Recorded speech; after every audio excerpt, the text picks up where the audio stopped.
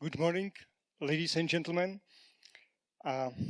We are providing to our customers and to ourselves design and production of industrial electronics. And one part of our products are indoor or internal air quality sensors.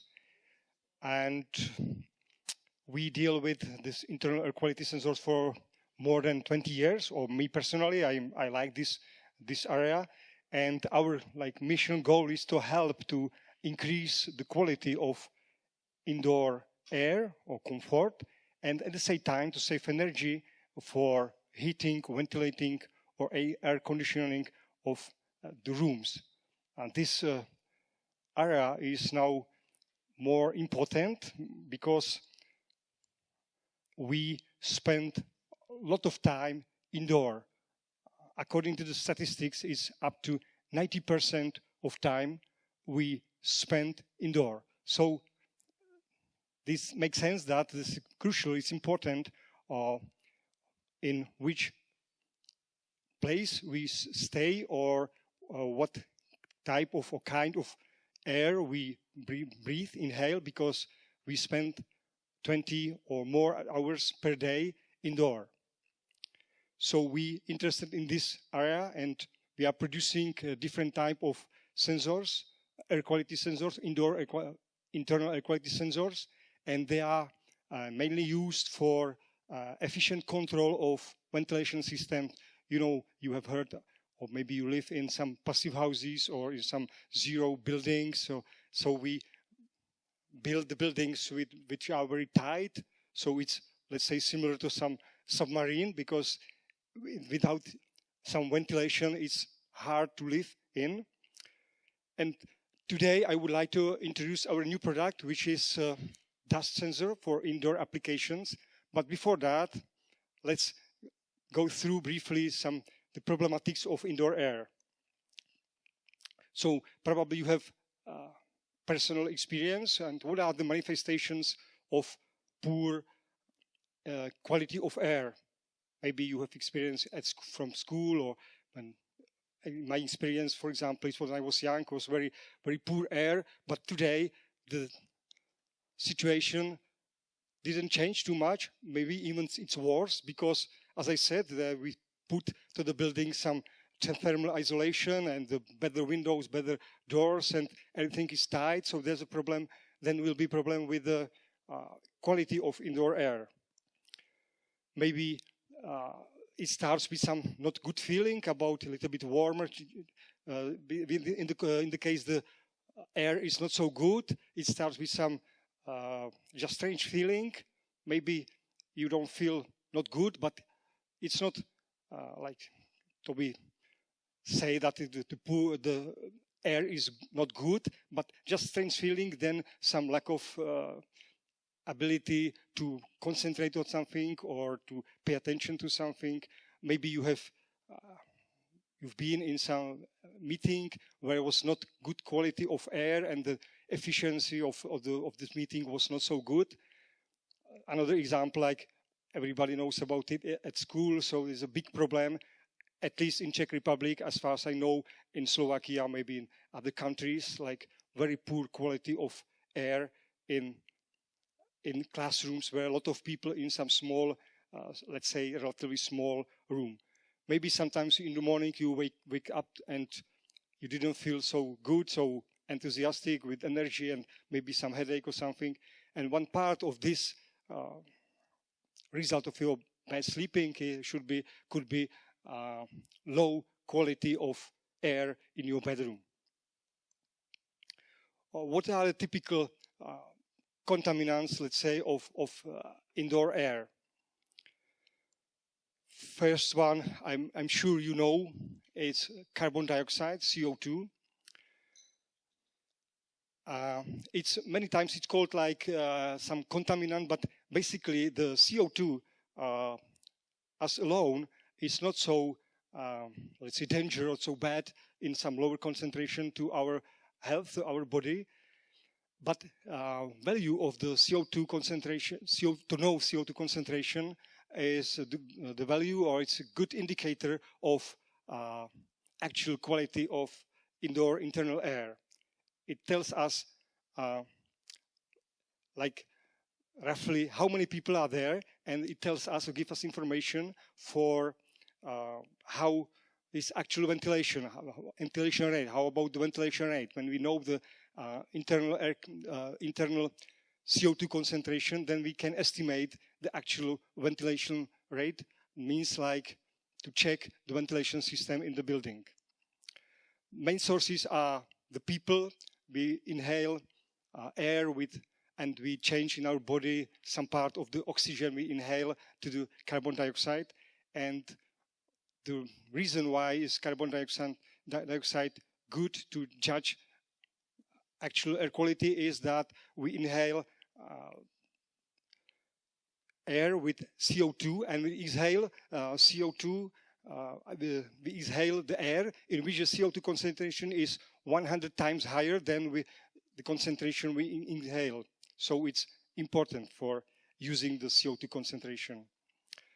As I already mentioned, like schools, outdoor is, the cars. It's one part of the characteristic of some cars, how many kilograms or grams it generates per kilometer or 10 kilometers or 100 kilometers. So basically CO2 concentration goes high outdoor and indoor too, because there are so many people inside. And how it's measured? It's measured in so-called ppm. We have a nice picture to demonstrate it. If we let's say we have 1 million of tulips here on the picture, and we have only one white tulip, so we have 1 ppm of tulips on the picture. So similarly, it's measured concentration of CO2 or other gases in ppm. What is the next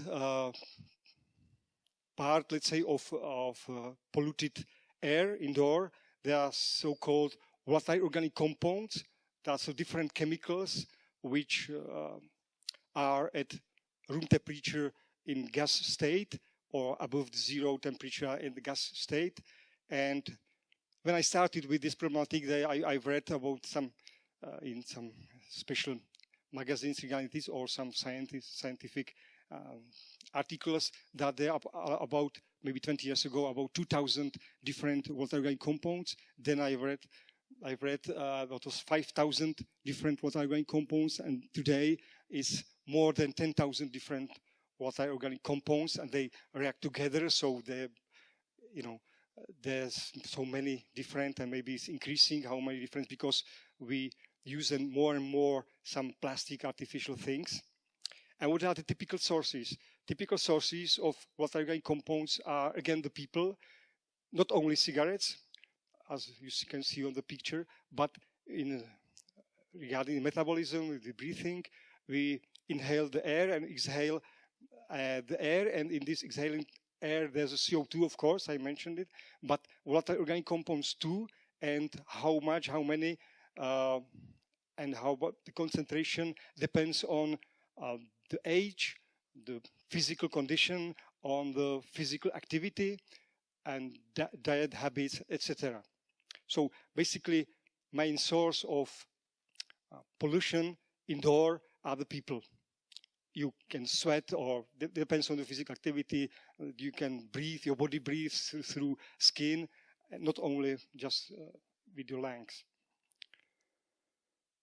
I already mentioned some physical activity, then you generate more and more volatile organic compounds, and in some areas it's then like necessary to choose right sensor according to the most important source of pollution of the air. In the case, for example, for schools, it's most convenient CO2 sensors. Let's say for some gym or fit center is more convenient volatile organic compounds sensors, because there should be the CO2 concentration good, but you can feel some odors or smells there if you are there, because the people are working there and very hard, and physical activity is very high. Another source is at home, indoor, is cooking. We have a picture with some electric oven, but another source of volatile organic compounds is gas heaters, a gas oven to burn natural gas. It generates volatile organic compounds too, CO2 of course in high concentration. So those are the things which generates CO2 and volatile organic compounds as well.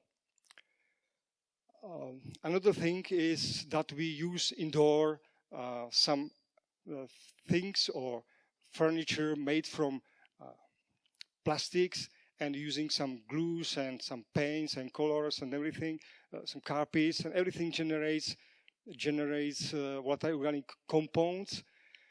Then we inhale them, and basically the poor manifestation of poor air is caused by those volatile organic compounds, but CO2. As I said, CO2 only alone is not so harmful, not so danger to our health. But we know that in the case the CO2 goes high, at the same time goes high concentration of volatile organic compounds.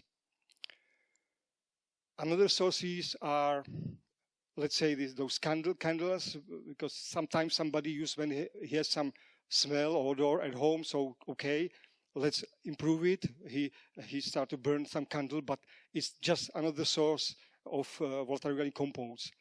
Or, as you can see here, you can use at home some cleaning agents, some cosmetics, etc. So everything is source of volatile organic compounds.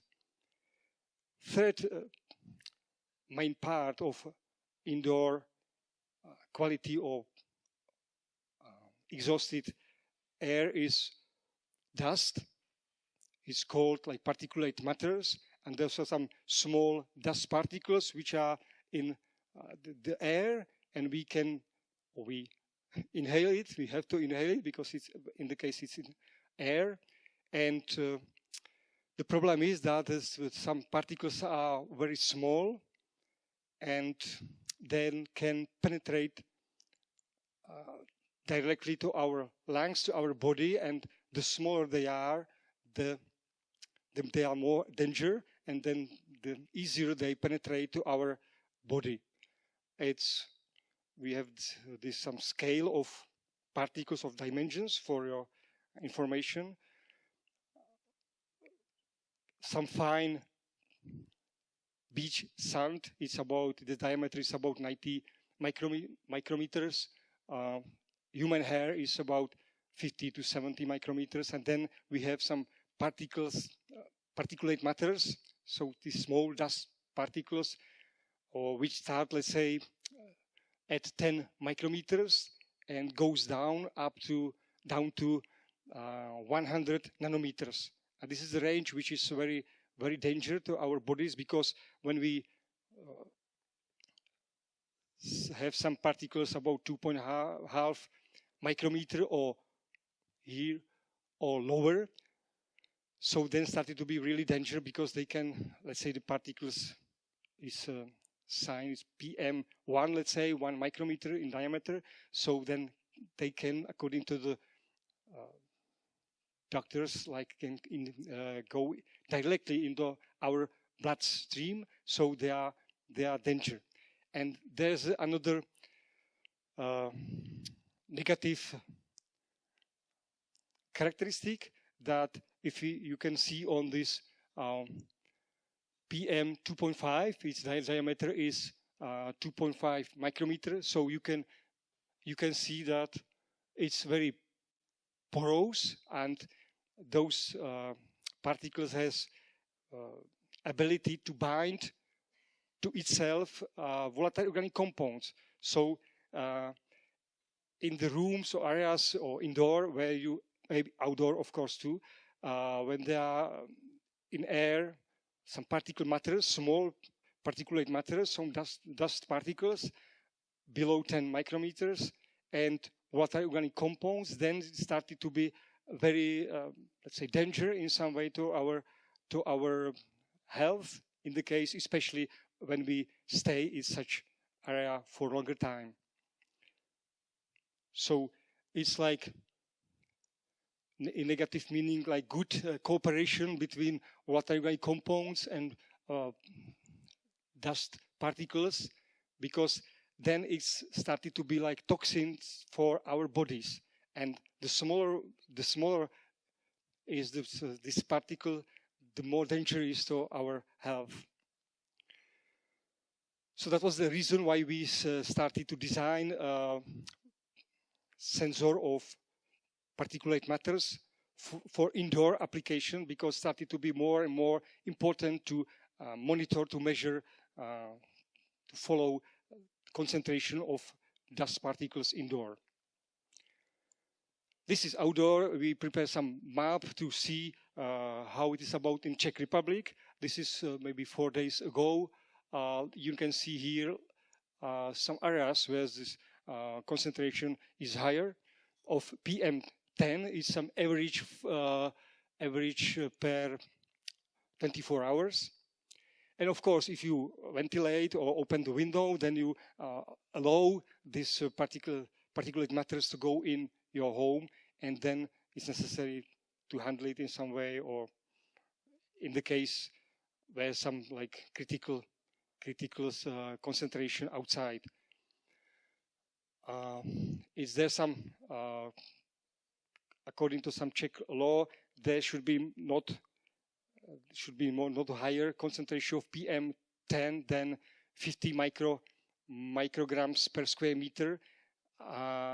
It's one 24 hours average, but it should be overcome the maximum 35 times per year. Now we have this slide. Maybe it's regarding relative humidity, but it's most common. No? So we have, of course, sensors for relative humidity, but I don't want to waste time here with relative humidity. And now this is our new sensor, dust. We call it a dust sensor, and we integrated in it IQRF module. So it's possible to read the information using the IQRF module, or we have some other possibilities to communicate, like Modbus, etc. It measures the concentration of mass concentration of dust from 0 to up to 1,000 micrograms per square meter.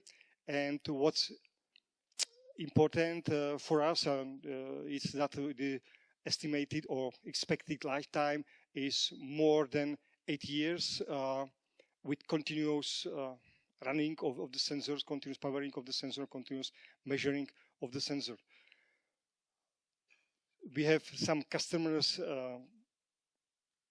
abroad where the problematics with this particulate matters is very, very crucial, because the sources of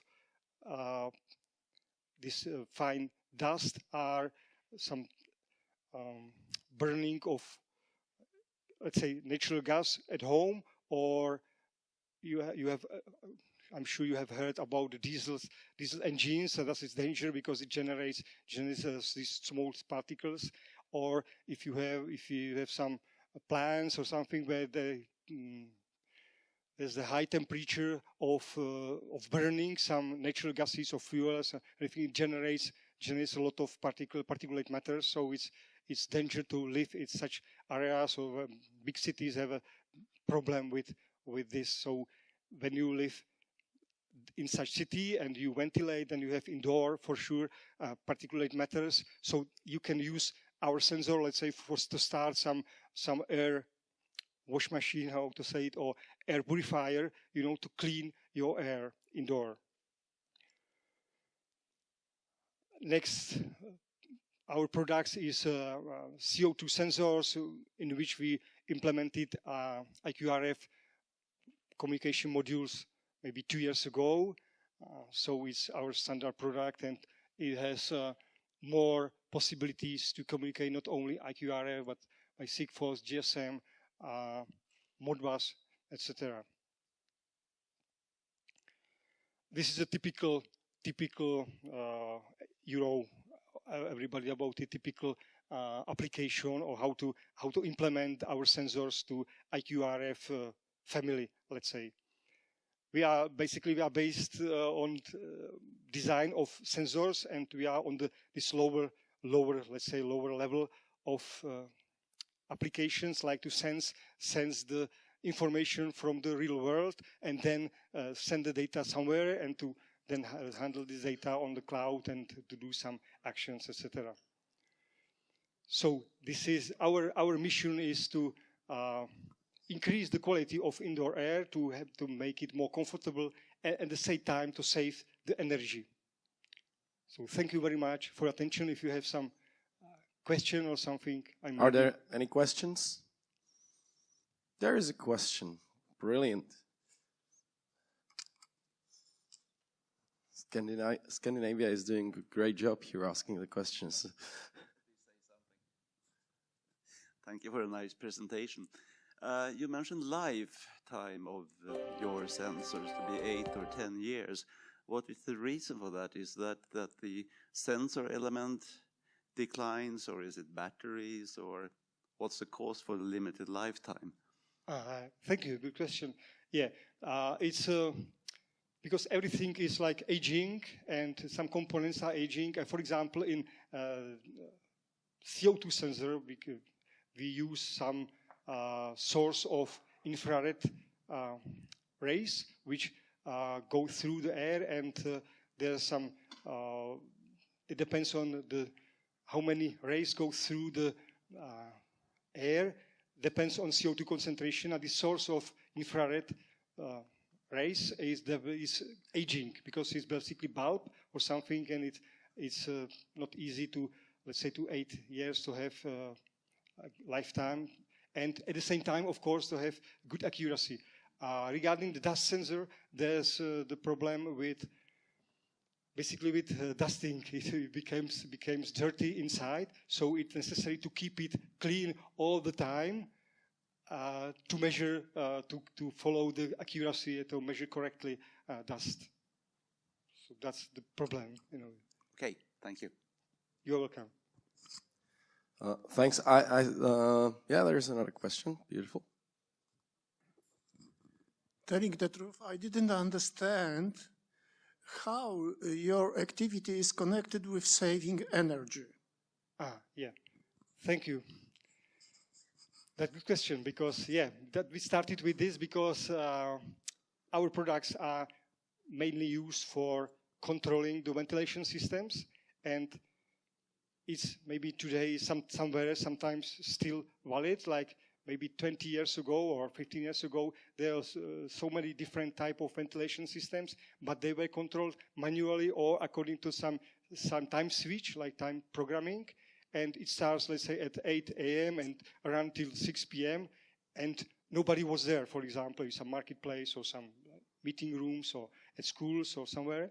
And it was the wasting of energy because the ventilation system was running and supplying warm, let's say during the winter, warm air. You have to warm the air, or during the summer you can to condition the air, you know, to keep some comfortable temperature. And it was those ventilation systems were running, and nobody was there, or quality was good, and so it was so-called over-ventilated and wasting of energy. So now with using our sensors, or basically the sensors, the ventilation system runs only at the time when it's really necessary. You need to measure the actual quality of indoor air and to keep the comfort inside and start the ventilation system only when it's really necessary. You are welcome. Any questions? Actually, I have one question. Yeah. It's a story from this hotel. Last year, I had here the presentation where we showed the real data from our room here in this hotel. And actually, like, because we were like 2 guys in the room, like in half an hour, it was like hitting the 2000 ppm, right? And actually during the night, it was a nightmare, and there was no window to be opened, right? So the question is, like, and frankly speaking, one of the top goals for this event was that we book the room with a window, right? So that we can open it, so then we can like make something reasonable here on the stage. But like, how is it possible actually that in such a hotel, right, the ventilation like is so poor, because now when we close the window, it was just turning the air inside the room, apparently not bringing like a fresh air. So the question is like, what we can do together as the alliance, because we have all the elements, right? We have the sensors, we have the gateway, we have the clouds, we can connect it to their management system. So the question is like, how is it possible? How we can push such a let's say such a huge hotel, or that there will be like many of them with the same condition, like to make the life better for the people living in these rooms. Yeah. Thank you. I understand. That was the question of the saving energy, because one time I was living in some hotel, so-called passive hotel, and it was similar, like not possible to open the window, and I didn't feel good there. I felt like it was not. Fortunately, I didn't have the sensor with me at that time, but it wasn't possible to open the window, and I felt like in some jail or something, because quality of air was not so good, was poor, and the reason why their windows are cheaper, because they are not possible to open them, so they are cheaper basically. And the owner of the building is sure that nobody will waste the energy by using the opening or open the window. So it depends on how to improve it. It's using some correct sensors to control, to measure, to monitor the actual quality, then to control the ventilation system according to the actual situation. And I noticed many times that it doesn't work correctly, ventilation systems. Maybe 2 weeks ago we had some lectures regarding the indoor quality in Brno, and there was ventilation system, and we increased the fan speed, and then but nothing happened regarding, we measured there the CO2 concentration, nothing happened, it goes just up, not down. And one man in the public there told us that sometimes they install some like fake control panels. You increase the fans, you hear like the ventilation is going higher, but nothing changed, just the sound of the fan. So according to my point of view, is our goal like to use sensors and to connect the sensors to the ventilation system, or to some manager of building management system of the building to really use the system and ventilate each room according to the necessity. So to connect together and control better. So it was mentioned here, like to have the data with correct data, and then correctly use the data we collected. All right, so thank you. There was a good point from Ivona that we actually should like encourage the media that are here. I hope so, actually, to like really publish this, right? That we are living quite in a bad conditions, right? So that there are solutions out there, right, available. All right. Any other question? No. So thank you, Miloš. Thank you.